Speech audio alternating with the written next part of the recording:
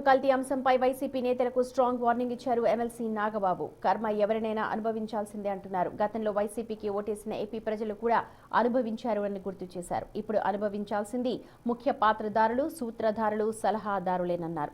ఎవరు నాశనం కావాలని తాను కోరుకోనని, చేసిన తప్పులను ఇప్పటికైనా ఒప్పుకోవాలంటూ సూచిస్తున్నారు. ఓటు వేసిన పాపానికి అమాయక ప్రజలు కూడా కొంతకాలం పాటు కర్మ ప్రతిఫలాన్ని అనుభవించారు. ఇప్పుడు అనుభవించాల్సింది ముఖ్య పాత్రధారులు, సూత్రధారులు, మద్దతుదారులు. కోట్లాది మంది భక్తులు వాళ్ళ కష్టాల నుండి, బాధల నుండి, వారి తప్పుల నుండి విముక్తి పొందడానికి తమ కష్టార్జితాన్ని ముడుపుల రూపంలో, మొక్కుల రూపంలో చెల్లించుకుంటారు. అలా చెల్లించుకున్న కానుకలకి వాళ్ళ కర్మతాలకు శక్తి ముడిపడి ఉంటుంది. దేవుడి దగ్గరికి వెళ్ళాక ఆ కానుకల్లో ఉన్న మంచైనా చెడైనా ఆ దేవదేవుడి తీసుకోగలడు. దేవుడే దానిని ప్రక్షాళన చేయగలడు.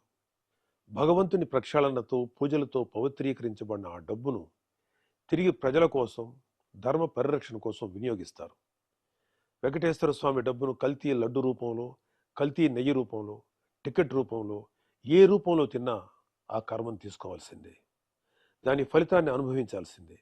ఇప్పటికైనా చేసిన తప్పుకు క్షమాపణలతో పాప ప్రాయశ్చిత్తం చేసుకోవాలని లడ్డు కల్తీ స్కామ్ భాగస్వాములకు, పాత్రధారులకు, సూత్రధారులకు, మద్దతుదారులకు సూచిస్తున్నాం.